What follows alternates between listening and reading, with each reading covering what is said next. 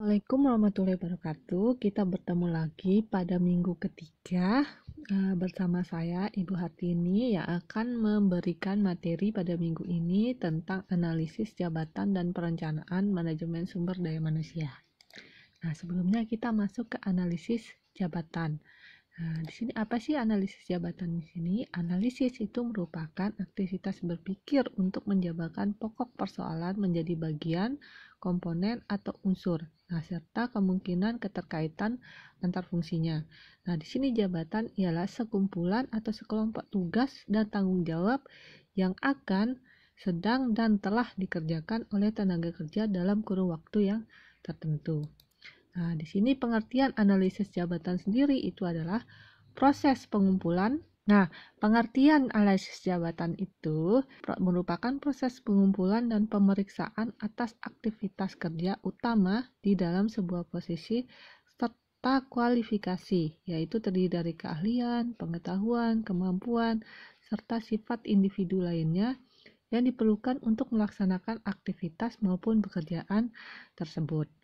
Nah, di sini itu ada pengertian analis jabatan menurut para ahli. Jadi ada menurut Edwin B. Filippo, itu job analysis is process of studying and collecting information relating to the operation and responsibilities of a specific job. Artinya di sini yaitu suatu proses itu mempelajari dan mengumpulkan informasi-informasi yang berhubungan dengan operasi-operasi atau pelaksanaan dan tanggung jawab dari suatu jabatan tertentu. Nah, sekarang kita masuk ke langkah-langkah analisis jabatan. Jadi analisis jabatan itu dilakukan melalui sejumlah langkah. Nah, proses ini itu mengandalkan bahwa analisis jabatan dilakukan dalam sebuah organisasi yang sedang berjalan. Jadi kata lainnya itu sebuah organisasi yang sudah beroperasi, bukan sebagai unit usaha baru. Jadi adapun langkah-langkah dalam analisis jabatan seperti yang terlihat pada gambar ini itu ada beberapa langkah. Misalnya pertama adalah menguji organisasi secara keseluruhan dan mencocokkan tiap pekerjaan jabatan. Jadi langkah kedua itu ya menentukan bagaimana informasi analisis jabatan akan digunakan. Langkah ketiga yaitu memilih jabatan-jabatan yang akan dianalisis. Sedangkan langkah keempat itu mengumpulkan data dengan teknik analisis jabatan tertentu. Nah, langkah kelima itu yang menyiapkan uraian jabatan. Langkah keenam itu yang menyiapkan spesifikasi jabatan. Jadi, di sini analisis jabatan itu akan dimulai dengan mengkaji organisasi secara keseluruhan dan kesesuaian tiap jabatan yang ada dalam organisasi. Nah, dalam langkah kedua itu organisasi itu menentukan bagaimana informasi analisis jabatan yang akan digunakan atau menentukan tujuan spesifik analisis jabatan. Nah, masuk ke langkah ketiga itu yaitu pemilihan penggunaan teknik-teknik analisis jabatan. Nah, teknik-teknik ini digunakan untuk mengumpulkan data tentang karakteristik jabatan, perilaku yang disyaratkan atau diinginkan, dan karakteristik yang perlu dimiliki pekerja untuk menjalankan pekerjaannya. Nah, informasi yang diperoleh dari langkah keempat tersebut akan digunakan dalam langkah kelima untuk menyusun uraian jabatan. Selanjutnya pada langkah keenam itu disiapkanlah spesifikasi jabatan, yang akhirnya pengetahuan dan data yang dikumpulkan dalam langkah 1 sampai 6 tadi itu digunakan sebagai dasar untuk merencanakan dan menjalankan kegiatan-kegiatan manajemen SDM lainnya. Ini meliputi aktivitas-aktivitas seperti rekrutmen, seleksi, perencanaan jabatan, pelatihan, penilaian kerja, kompensasi, balasnya kepatuhan pada regulasi. Nah, informasi yang didapatkan selama proses analisis jabatan itu sangat penting bagi setiap aktivitas-aktivitas tersebut. Nah, analisis pekerjaan itu dipakai untuk berbagai tujuan. Jadi tujuannya itu baik sektor publik maupun sektor swasta.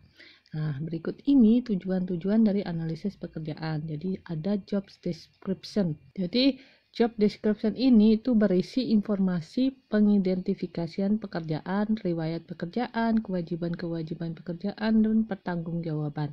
Nah, spesifikasi pekerjaan ataupun informasi mengenai standar-standar dalam pekerjaan. Yang kedua ada job classification, nah, yaitu penyusunan pekerjaan-pekerjaan ke dalam kelas-kelas atau kelompok-kelompok maupun jenis-jenis berdasarkan rencana sistematika tertentu. Jadi rencana sistematika tradisional itu biasanya didasarkan pada garis kewenangan organisasi, isi tugas atau pekerjaan yang didasarkan pada teknologi, dan tugas atau pekerjaan pada gilirannya didasarkan pada perilaku manusia tersebut. Yang ketiga ada job evaluation. Jadi suatu prosedur mengklasifikasikan pekerjaan berdasarkan kegunaan masing-masing di dalam organisasi dan dalam pasar tenaga kerja luar yang terkait. Nah, jadi pada gambar yang ada di slide itu ada deskripsi jabatan dan spesifik jabatan.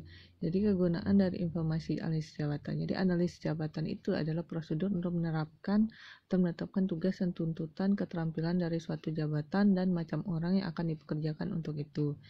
Jadi dari analisis jabatan itu, maka kegunaannya dari analisis jabatan itu, informasi yang didapatkan itu, maka dibuatlah namanya deskripsi jabatan atau uraian jabatan. Jadi di sini ada suatu daftar tugas-tugas, tanggung jawab, hubungan pelaporan, kondisi kerja, tanggung jawab penyeliaan suatu jabatan, terus suatu penyataan faktual yang diorganisasikan yang menyangkut tugas-tugas, wewenang, dan tanggung jawab dari suatu pekerjaan tertentu. Nah, yang kedua itu ada spesifikasi jabatan. Jadi, sini suatu daftar dari tuntutan manusiawi suatu jabatan, yakni pendidikan, keterampilan, kepribadian, dan lain-lain yang sesuai, serta suatu pernyataan tentang kualitas minimum manusia yang dapat diterima dan yang perlu untuk melaksanakan suatu pekerjaan sebagaimana mestinya. Nah, dari kedua uraian jabatan sama spesifik jabatan ini maka digunakan untuk membuat suatu keputusan perekrutan dan seleksi, dan juga untuk penilaian kinerja, dan juga sebagai evaluasi jabatan, sebagai pelatihan dan pengembangan, serta program-program SDM lainnya. Ini ada hubungan analisis jabatan dengan SDM. Jadi analisis jabatan dari suatu perusahaan dalam mewujudkan eksistensinya untuk mencapai tujuan memerlukan jumlah karyawan yang mampu secara efektif dan efisien melaksanakan seluruh volume pekerja. Jadi untuk itu diperlukan perencanaan SDM yang berorientasi pada hasil analisis pekerjaan sehingga dapat melaksanakan fungsi tugasnya baik dari segi kualitatif maupun kuantitatif berdasar deskripsi dan spesifikasi pekerjaan. Syarat individu itu berupa penyusunan syarat-syarat atau spesifikasi tertentu bagi suatu pekerjaan seperti pengetahuan, keterampilan, ketangkasan.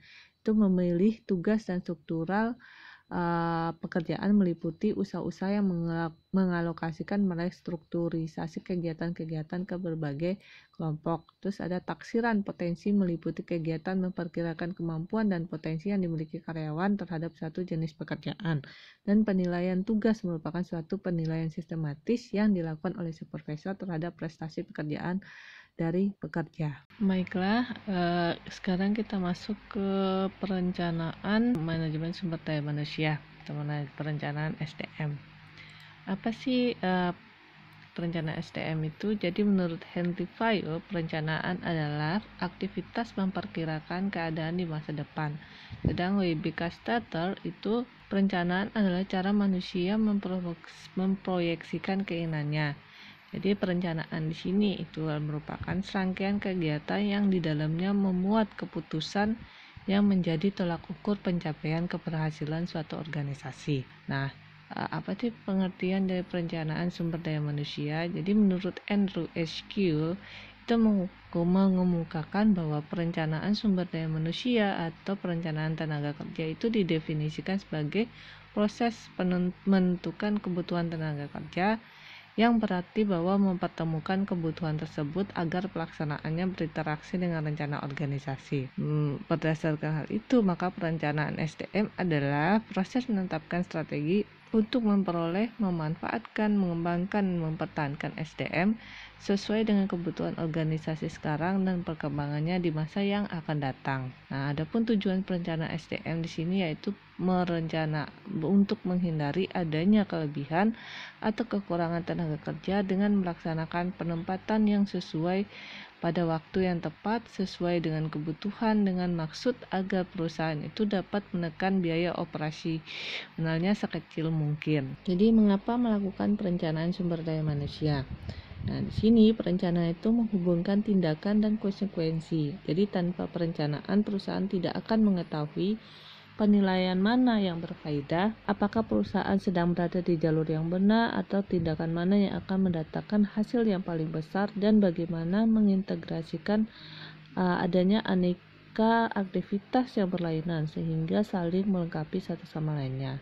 Nah, selain itu juga manajemen sumber daya manusia itu juga dapat menjadi hanya sekumpulan aktivitas yang tidak terintegrasi, dan setiap aktivitas boleh jadi hanya mementingkan tujuannya sendiri. Karena itulah mengapa adanya perencanaan sumber daya manusia. Jadi hal itu menghubungkan tindakan dan konsekuensi. Jadi kedua perencanaan itu juga dapat mendayagunakan sumber daya manusia secara lebih efisien dan efektif. Jadi di mana perencanaan sumber daya manusia itu haruslah mendahului ke semua aktivitas manajemen sumber daya manusia lainnya. Jadi perencanaan itu juga dapat menghubungkan sumber daya manusia dan organisasi. Jadi perusahaan itu mempunyai tujuan seperti pangsa pasar, pemangkasan biaya, inovasi, reputasi, dan layanan bermutu tinggi. Jadi tanpa adanya perencanaan, hal tersebut itu akan dapat dengan mudah dilupakan ketika mengejar masing-masing aktivitas sumber daya manusia. Dan perencanaan itu membuat para karyawan lebih puas dan berkembang. Nah, hal itu dilihat dari karir dan juga beberapa karir dalam organisasinya. Di sini ada manfaat perencanaan SDM. Jadi perencanaan SDM itu yaitu menggalakkan perilaku proaktif ketimbang reaktif. Ya. Menjadi proaktif itu berarti melihat ke depan, mengembangkan visi, serta bagaimana perusahaan itu dapat mendayakan sumber daya manusianya untuk menjadi lebih unggul. Nah, komunikasi eksplisit tujuan perusahaan. Perencanaan sumber daya manusia itu dapat membantu perusahaan membuat sasaran strategi yang terfokus pada pemanfaatan tenaga berbakat dan keterampilan khususnya. Nah, stimulasi pemikiran kritis dan pemeriksaan asumsi yang berkesinambungan. Jadi masing-masing manajer itu mempunyai cara pandang dan pola pikir yang berbeda dalam menyikapi serta memecahkan masalah yang mereka dapatkan. Jadi asumsi yang melandasi keputusan bisnis mereka itu akan membuahkan hasil yang baik apabila keputusan yang mereka ambil adalah benar, dan akan terjadi sebaliknya jika keputusan mereka adalah salah. Jadi identifikasi kesenjangan situasi sekarang dan misi di masa depan. Jadi perencanaan sumber daya manusia itu dapat berfungsi sebagai katalis perubahan dan mobilisasi sumber daya perusahaan untuk meraih dan ataupun meningkatkan daya saing di masa yang akan datang. Nah, penggalakan partisipasi manajer lini. Jadi sebagaimana aktivitas manajemen sumber daya manusia lainnya, jadi partisipasi manajemen lini pun sudah sepatutnya dilibatkan dalam proses perencanaan. Jadi identifikasi kendala dan peluang sumber daya manusia. Jadi sumber daya manusia itu memainkan peran utama dalam keberhasilan atau kegagalan akhir dari setiap rencana bisnis strategik.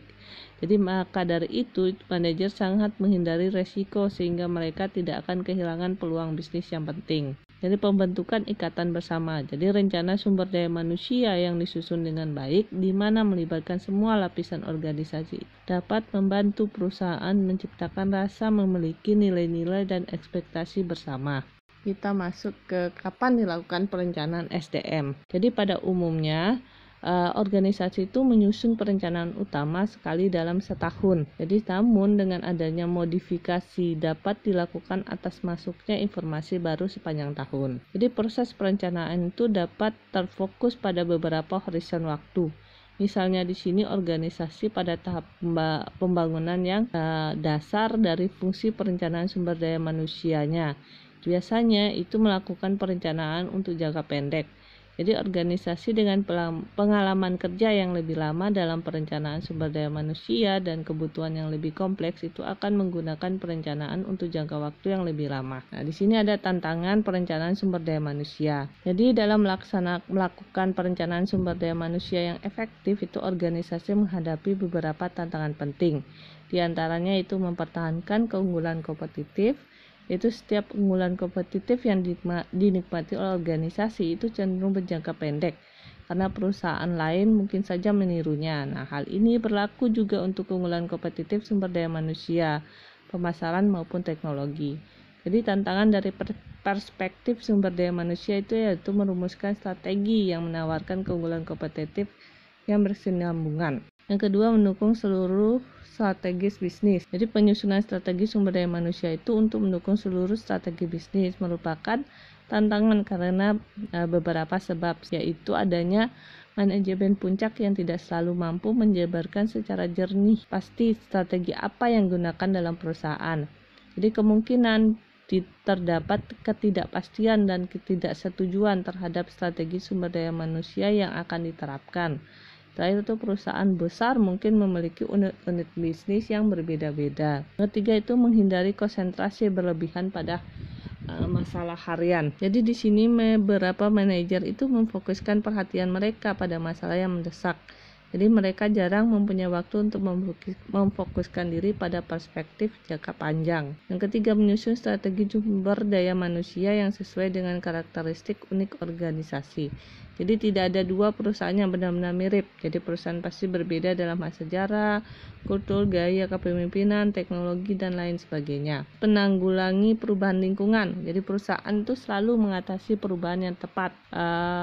Perusahaan itu selalu mengatasi perubahan yang cepat.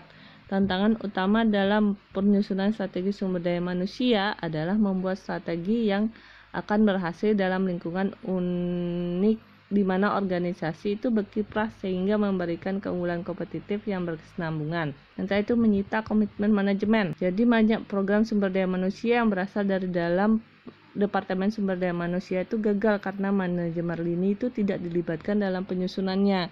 Jadi strategi sumber daya manusia yang berasal dari dalam Departemen Sumber Daya Manusia itu akan kecil kemungkinannya untuk berhasil, kecuali manajer di semua arus termasuk eksekutif puncak yang menyokong secara penuh, menjabarkan rencana strategi ke dalam tindakan. Jadi rencana strategi yang terkesan hebat di atas kertas itu sering gagal karena buruknya implementasi. Nah, jikalau rencana tidak mempengaruhi praktek, rencana itu akan dianggap sebagai macam kertas belaka oleh kalangan karyawan dan manajer, mengakomodasikan perubahan. Jadi rencana sumber daya manusia itu hendaknya cukup fleksibel untuk mengakomodasikan perubahan yang mempengaruhi bisnis. Jadi perubahan dengan rencana strategis yang tidak teratur itu akan tidak sanggup merespon perubahan secara tangkas karena sedemikian terikatnya pada serangkaian tindakan tertentu. Di sini ada beberapa di gambar ini bisa dilihat. Jadi perencanaan sumber daya manusia itu langkah-langkahnya itu meramalkan kebutuhan sumber daya manusia. Di sini meramalkan kebutuhan dan juga ketersediaan sumber daya manusia. Jadi perencanaan SDM itu ada dua. Jadi satu itu ketersediaan dan juga kebutuhan. Jadi ketersediaan itu sama kebutuhan itu akhirnya menghasilkan yang namanya permintaan dan penawaran. Nah, di sini dari hasil ramalan kebutuhan dan ketersediaan itu maka dibuatlah perbandingan antara kebutuhan dan ketersediaan. Jadi di sini ada kebutuhan dan kesediaan. Jadi permintaan itu sama dengan penawaran itu maka tidak akan dilakukan tindakan apapun karena permintaan itu sama dengan penawaran. Nah, ketika jadi kalau surplus ke karyawan itu dilihat dari ketersediaan itu lebih banyak daripada kebutuhan, itu berarti kelebihan tenaga kerja. Nah, kalau misalnya maka perusahaan itu mengambil tindakan seperti penarikan karyawan terbatas, pengurangan jam kerja, pensiun dini, dan juga PHK. Kalau misalnya terjadi kekurangan karyawan, itu dilihat dari ketersediaan itu lebih sedikit daripada kebutuhan. Jadi di sini itu perusahaan akan melakukan rekrutmen maupun seleksi pegawai. Sekarang kita masuk ke langkah-langkah perencanaan SDM. Jadi di sini ada 5 langkah perencanaan SDM. Jadi kalau kita lihat prosesnya atau gambarnya seperti gambar yang di bawah itu ya, yang di bawahnya itu adalah gambar secara garis besarnya. Jadi di sini itu pertama ada analisis faktor-faktor penyebab perubahan keputusan SDM. Jadi di sini itu yang terdiri dari perubahan dalam lingkungan eksternal. Nah, di sini dilihat dari ekonominya, politik, teknologi, dan persaingan. Jadi ada juga perubahan keputusan internal seperti strateginya tiba-tiba berubah, terus keuangannya, terus ramalan penjualannya, ekspansi, rancangan organisasi dan rancangan pekerjaan. Jadi terakhir itu ada perubahan tenaga kerja. Jadi organisasi seperti adanya pegawai yang pensiun, ada yang pegawai yang mengundurkan diri, adanya PHK, ada pegawai yang meninggal dunia atau pegawai yang sakit dan lain-lain. Yang kedua itu ada peramalan kebutuhan SDM. Jadi peramalan kebutuhan SDM itu ada beberapa teknik yang gunakan. Jadi di sini ada ramalan para ahli atau expert forecast atau judgment technique Q. Yang kedua itu ada analisis kecenderungan atau trend analysis. Terus ada budget and planning analysis. Terus yang keempat itu ada new venture analysis, terus computer analysis sama statistical analysis. Jadi yang ketiga itu ada penentuan kebutuhan SDM di masa yang akan datang. Nah, kalau penentuan SDM yang akan datang ini itu meliputi jumlah dan kemampuan yang dimiliki baik untuk jangka pendek maupun jangka panjang. Terus yang keempat itu ada analisis ketersediaan, supply SDM dan kemampuan perusahaan. Jadi di sini itu memperkirakan ketersediaan sumber internal yaitu proses pemeriksaan tenaga kerja yang ada, jumlah dan jenisnya, teknik analisis yang digunakan yaitu replacement chart, yaitu gambaran singkat mengenai siapa yang menggantikan apabila suatu jabatan kosong. Jadi setiap perusahaan jika ada jabatan kosong itu ada teknik yang digunakan untuk mengisi jabatan kosong tersebut. Jadi di sini ada tambahan catatan tentang informasi calon pekerja yang disebut replacement summary, yaitu daftar kemungkinan pengganti untuk setiap jabatan. Yang terakhir itu adalah penentuan dan implementasi program. Jadi di sini itu berdasarkan kebutuhan dan juga ketersediaan. Itu dapat terjadi beberapa kemungkinan, yaitu misalnya tidak ada perbedaan antara kebutuhan dan ketersediaan pegawai, terjadinya kelebihan suplai tenaga kerja atau supply demand. Yang ketiga itu terjadi kekurangan suplai tenaga kerja. Jadi sini ada suplai lebih kecil daripada demand atau kebutuhan atau ketersediaan itu lebih kecil daripada kebutuhan, sedangkan yang tadi itu kebutuhan lebih besar atau lebih banyak daripada ketersediaan lebih banyak daripada kebutuhan. Nah, seperti di gambar ini. Kalau seperti ini implementasi programnya itu larinya kepada penarikan, pelatihan, perubahan cara kerja, pensiun dan lain-lainnya. Sampai sini materi hari ini. Saya tutup dengan wabillahi taufiq wal hidayat. Assalamualaikum warahmatullahi wabarakatuh.